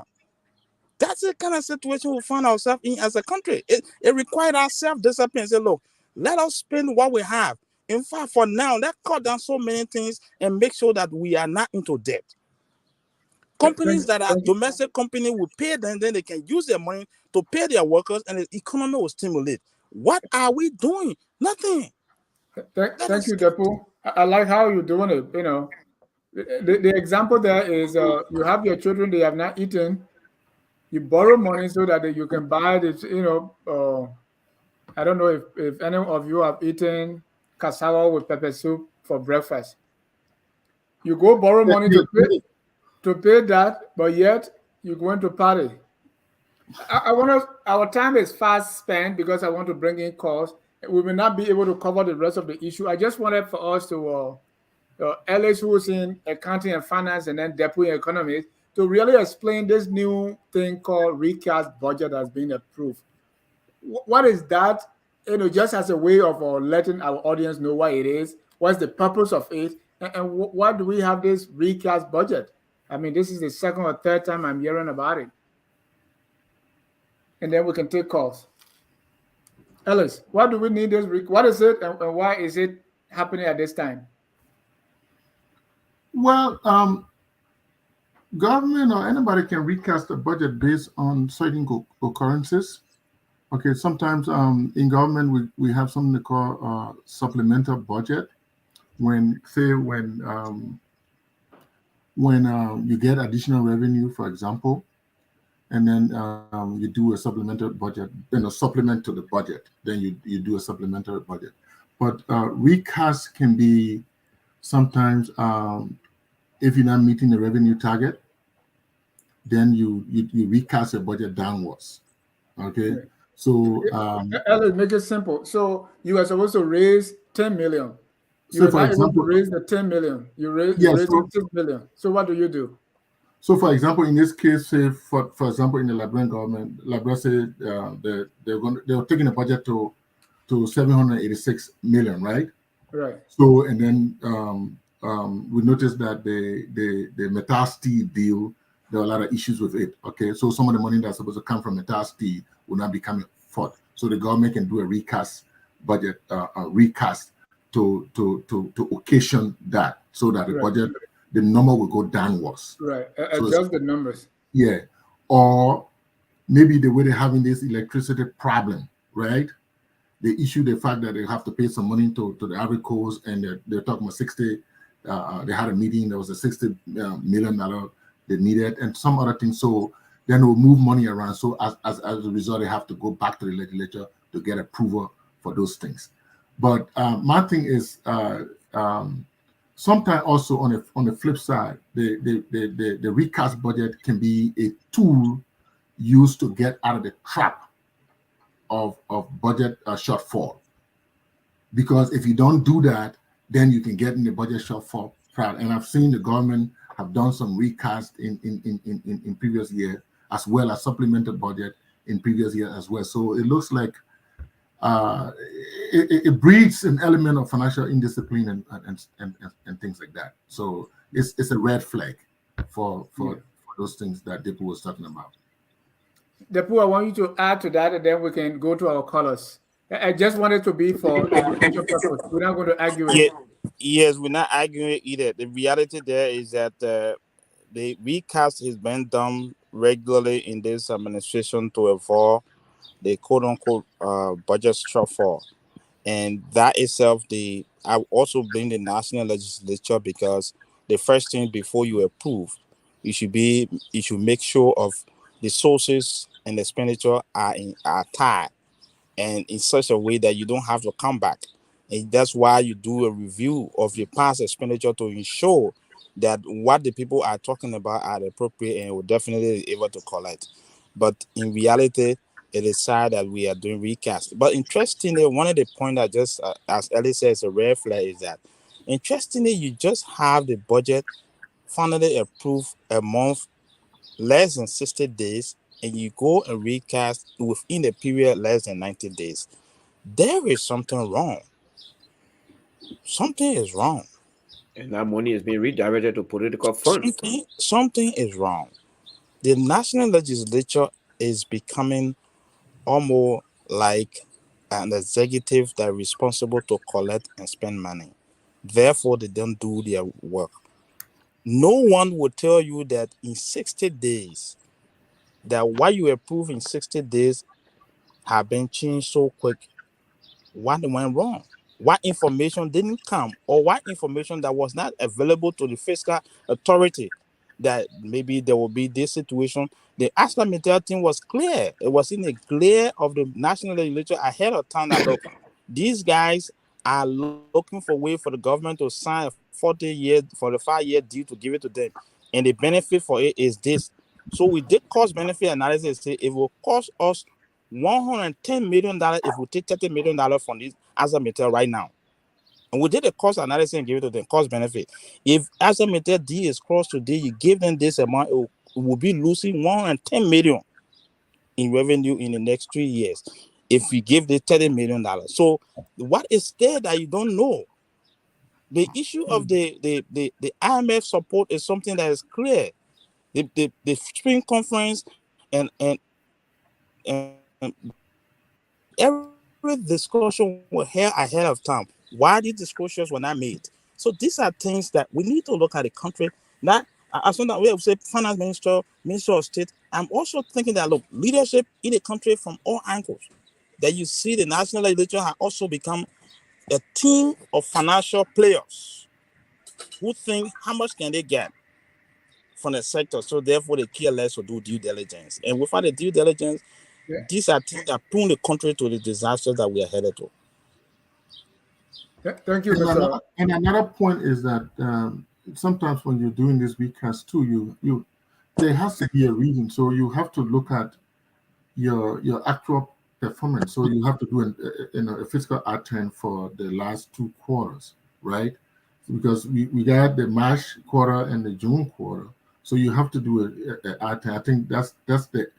I heard the Senate hearing or something like that. That's the argument for which the senators have not approved the recast budget, even though it passed through the House of Representatives, but it has not cleared the last time I checked, let me be correct here, the last time I checked, it has not cleared the Senate on account of the fact that they needed budget performance from the last quarter or so.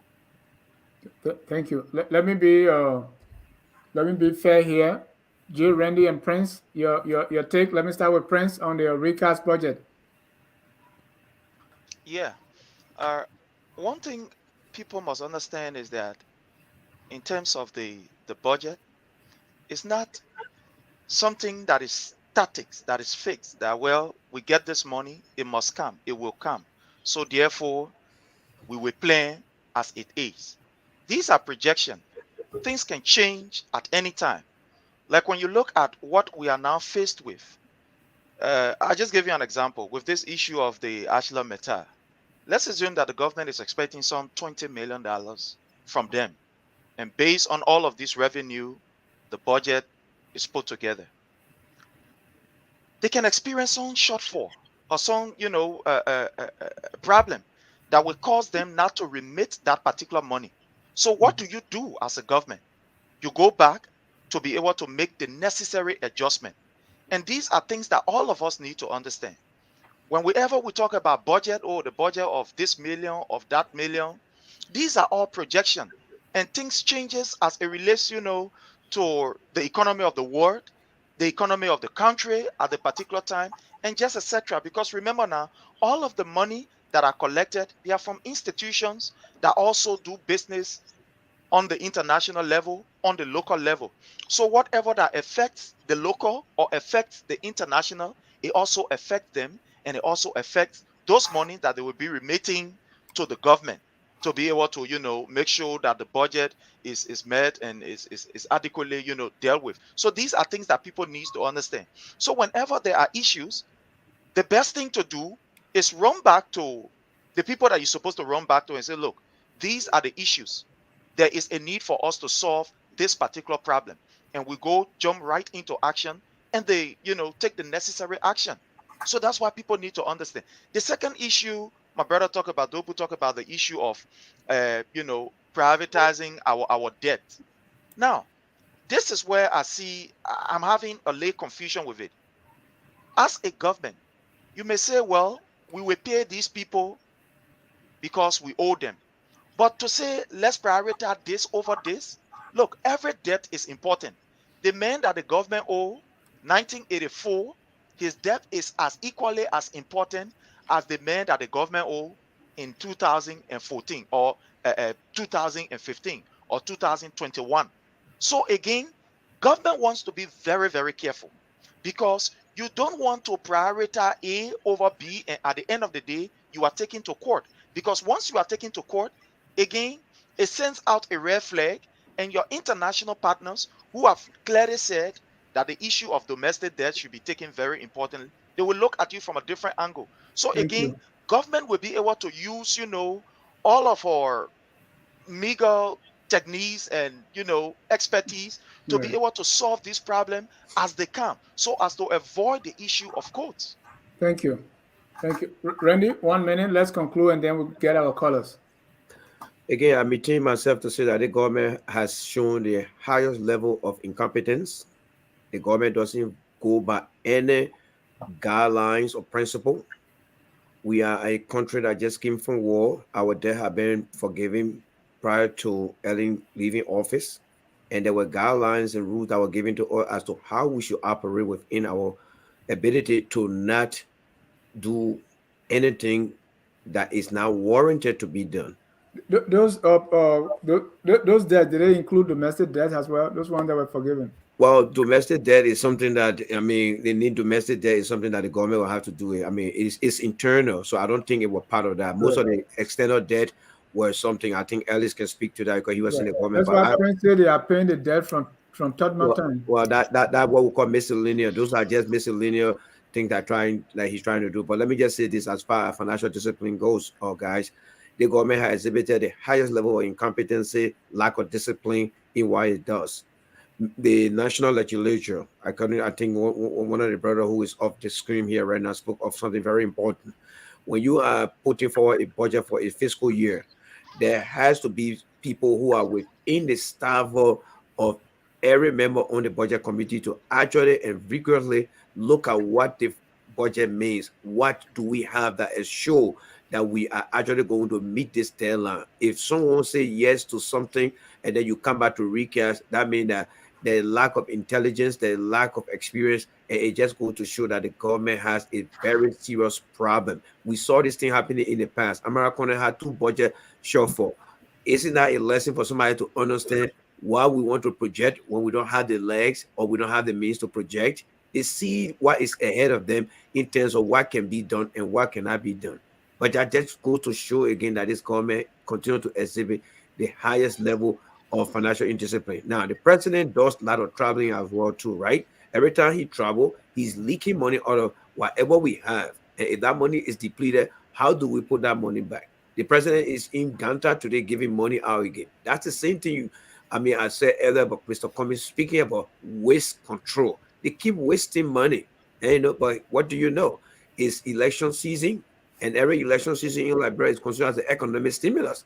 President giving money to church is an economic stimulus package for election to come. So we're going to see more. So I mean, I will stop there. But again, the message here is the government has exhibited the highest level of incompetence, and there's nothing that can be done. Thank you. Let's take 2 callers here, and then we're going to be closing. Our first caller here is Evans Morris. Evans, you are live. Thank you, Mr. John. And quickly, I just want to give you a quick analogy before I can make my point. The government is like the man who everybody get a social money to, and then he pay children school fee, he give more money to cook food, When the broker asks for the money, he say, "Oh, I borrowed some of that social money to pay my child's school fee and give my more money for food." It makes you look incompetent and weak as a man. I had a whole borrowing money from the rule firm, making the government look. But let me quickly get to this my point about the Ganta thing. You know, the retreat. In America, people go to retreat for different reasons. Sometimes it's for the management to bond with their workers socially. Team building exercises, and sometimes it's for those brains of the company to go and brainstorm and come up with new ideas and new solutions to solve problems. So I think the government they took the lowest hanging fruit in that regards to go there and maybe to get into the social aspect of it rather than brainstorming to find solutions. And then lastly with the whole one of my biggest things with we is like this man went to Society Bush and made confident with his minister that he will never fire him no matter what they do. One of the good signs of leadership is you have to let poor performing people go. Mm-hmm. And he failed to do that. I don't understand it. Like the guys are gonna confident that you can't fire them. If you fire them, will die. One of them will die. I don't know. And I just want to say before I leave to Prince, I will compliment him because I think when he come on this platform, he do a good job. Talking, giving a lot of word salad and being articulate. So I hope CDC paying his smart thing. Or you got to try to lobby for government job now because I think he do a good job. But the reality is, the government is only as good as the sum of their parts, and a lot of the parts is not functioning well. So you got to look elsewhere for solution.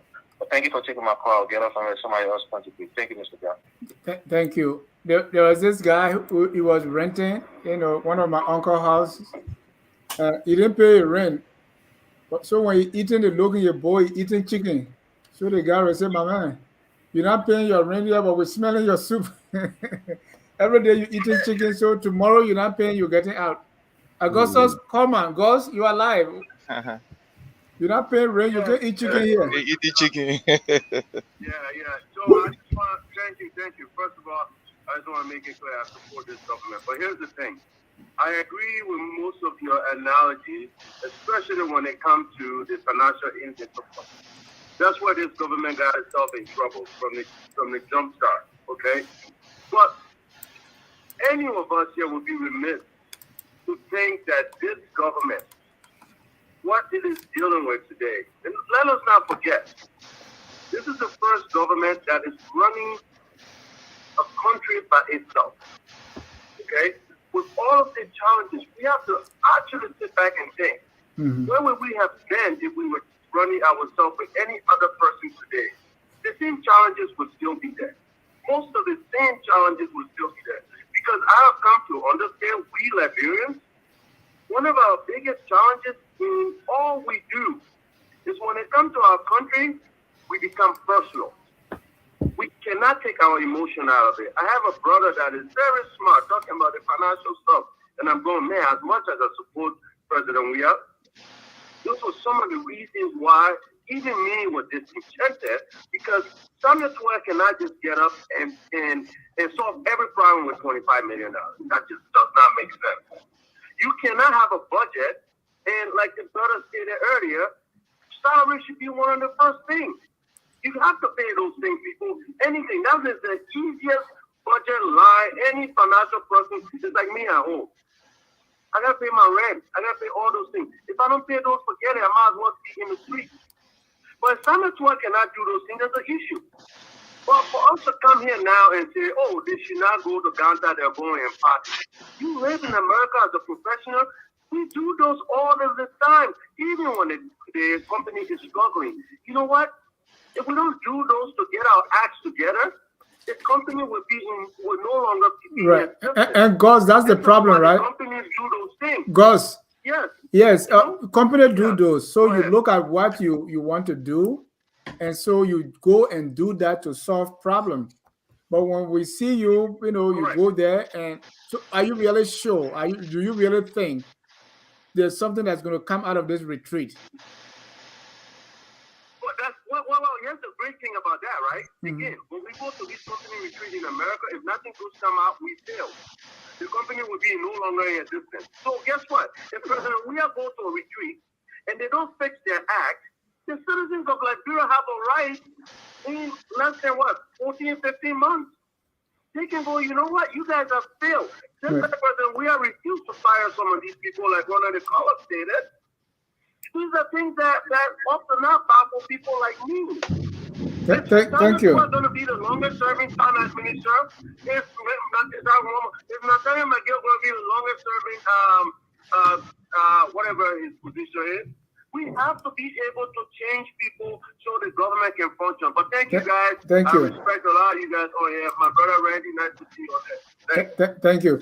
All right, thank you. A few comments here. This one from Ansu Sharif. Why are they pushing for budget recast without giving budgetary report on the previous budget? Is Sigma Romeo dishonestly what sovereign Liberian people? People like to give this kind of statement. Thomas Awaji, where are the results, Prince? You are talking but not saying anything. Jeremiah Nonan, this is the only way to end the evil tyrants. Use the brains I allow you to have, and if you haven't guessed it yet, yes, I'm the soul. Oh, I don't get that. I'm the soul of the universe. Joseph Conto said, Prince, the rate now stands at 150 LD to 1 US, but has the prices of goods and services fallen at all? Those are a few of the comments, and Sam Conto say, what's been the school enrollment? Fiola Gibson said that is not true. Ellen had all of the past debt forgiven. All right, our time is fast spent. We have an on point that's supposed to come on at 5 o'clock. We are 7 minutes into that time, so let's wrap these things up. Randy, let's use this time to get your response to the callers and then your closing comments. Yes, sir. So again, I would like to thank your audience here for giving me the opportunity. I accept every criticism, whether positive or negative, but I would like to say this. This year is the report card year of the George Weah, 6 years in office and is 17 years as a sedition. What did we see the president and his cabinet have been doing over the years? They built condominiums, they opened new bank accounts, new sedition out there who are locally, not Prince Riviera, but living in Liberia. For 17 years, you put your life on hold for Mr. Weah and his people. 6 years out of the 17, they had done nothing but enrich themselves. It is time that you can be a sedition, but you have to look another way.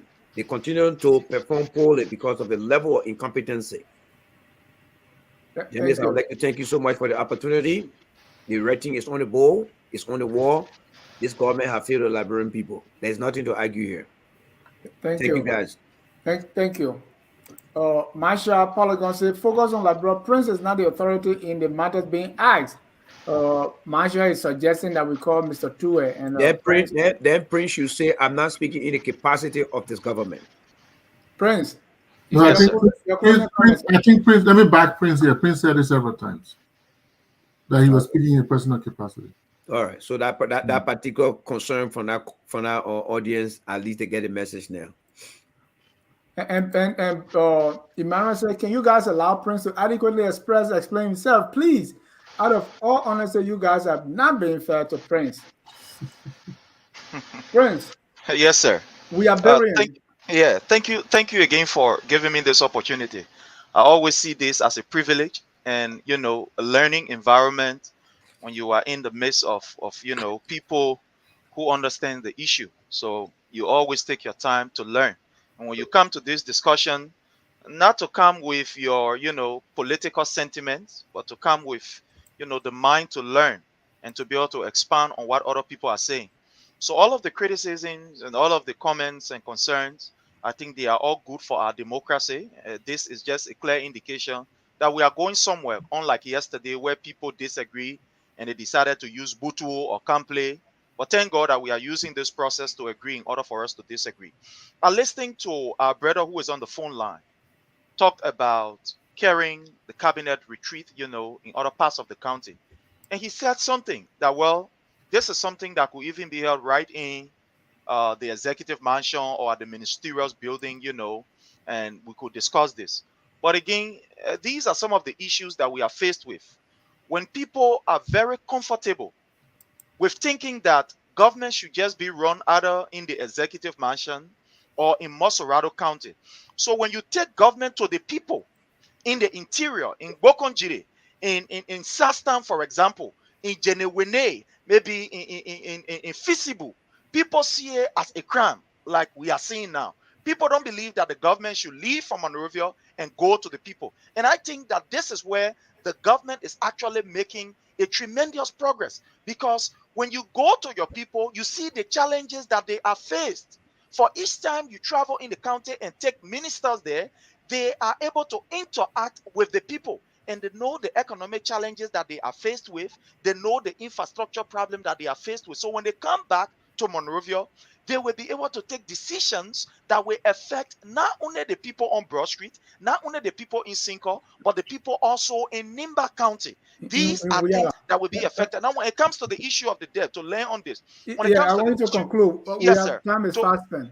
Yeah, to conclude on this, let's understand that when it comes to where we are now as a nation, we must all say thanks to God and thanks to this government.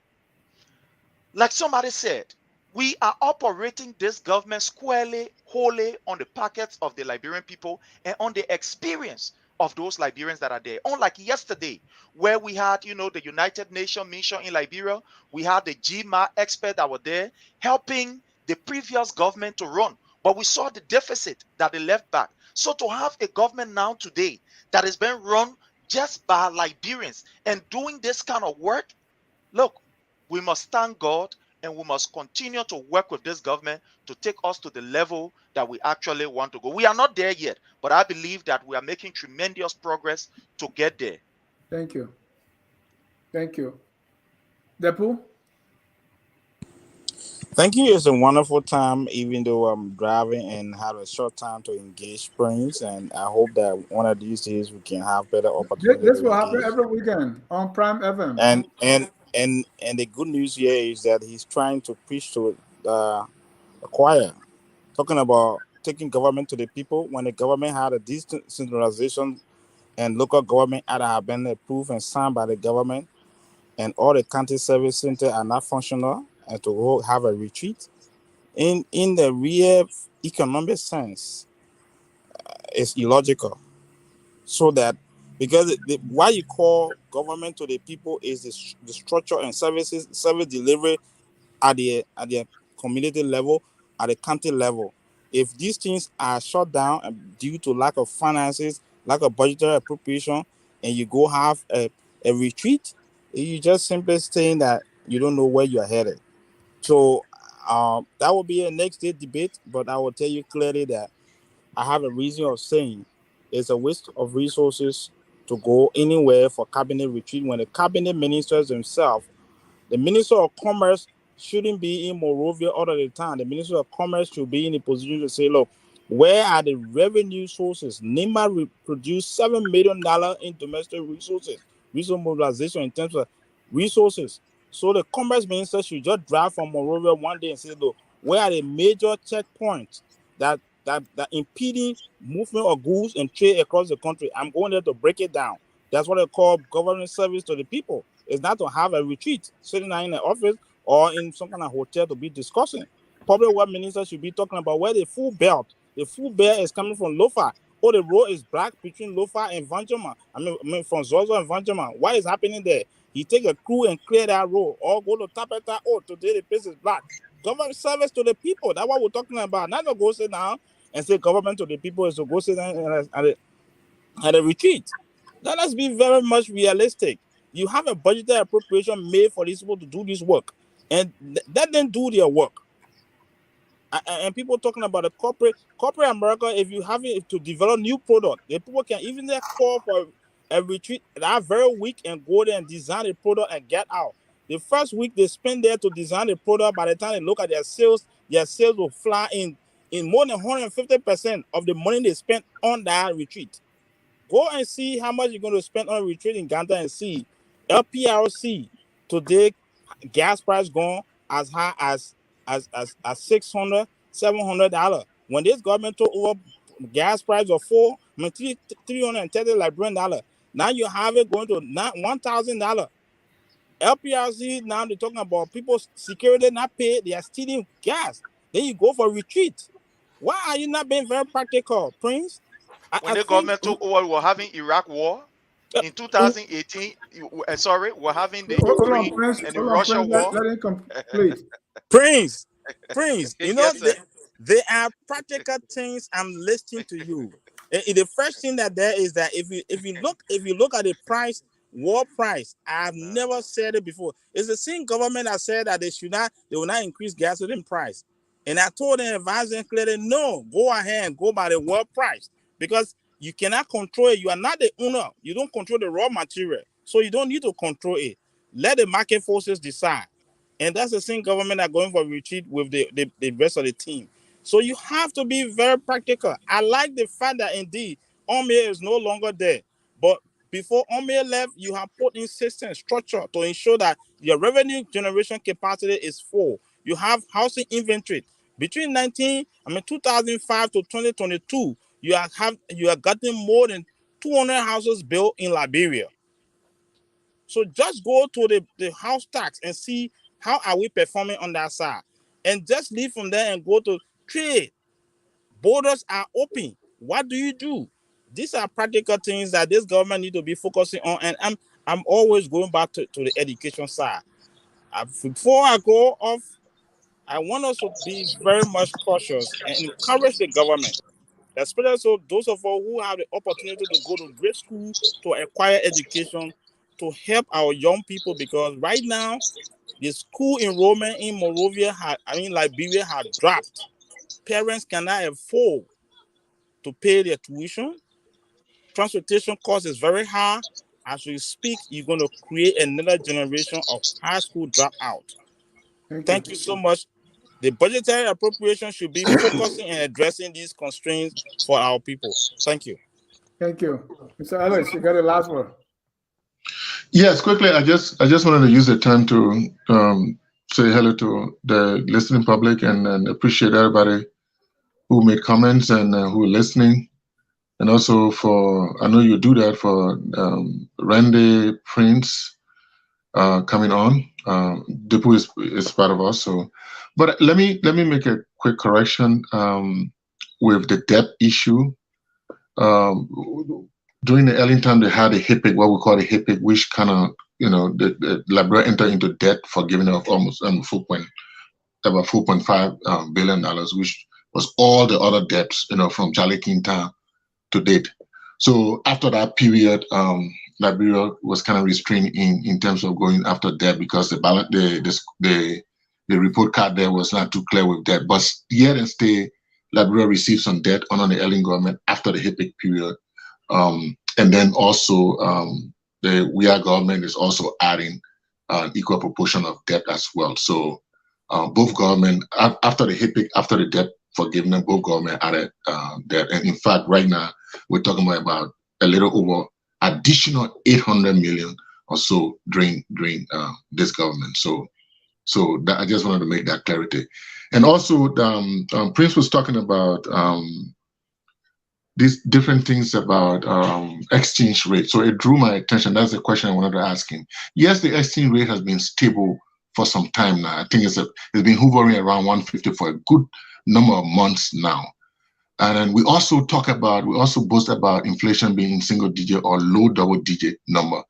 But yet and still, we are experiencing price increases in the Liberian market. And it's not strange to Liberia because with the advent of the war, the COVID, and then the war in Ukraine, most governments are facing double-digit inflation. Prices of commodities are going up. But in the same token, to say that your exchange rate is low, your inflation rate is low, but yet and still prices is going up. Prices is going up. It's not economics. They don't go opposite. They go together. When inflation is going up, prices is going up. All right, and then that is putting a lot of weight on us. For example, when you send $10 to somebody a few months ago or a year ago, right? The person get 1,500 Liberian dollars, right? The same $10 you sent to the person few months ago or a year ago, the person get 1,500. This year, this month, you got to send $20 to the person for the person to be able to get the same 1,500 to buy the same goods that they're kind of almost the prices have increased. So that correlation doesn't match. Every time we talk about exchange rate is stable, inflation rate is coming down, it's not realistic because the prices of the goods are going up, and people have to spend more money, or people have to receive more money because they change their $20 for this amount. For the same commodity, the person buying Milo or coffee, but the coffee price has changed. So that means you got to double what you're sending to the person for the person to be able to buy that same coffee, because the exchange rate stayed the same, and the same librarian that the person getting, the person is continuing to get it. So it's not realistic when we talk about all these achievement and successes and stable exchange rate and single digit inflation or low double digit inflation rates that we keep talking about. That is just my comment. Thank you. Thank you so much. On that note, we say we are all Liberians. Whether you believe the retreat was something from God or a waste of time or a political stunt, we are all Liberians. Right after this show, we're going to have On Point. So keep tuned. And our program on Prime FM is every Saturday and every Sunday, 3 p.m. Be sure to miss it, to watch it. Until then, have a good day. We are Liberians.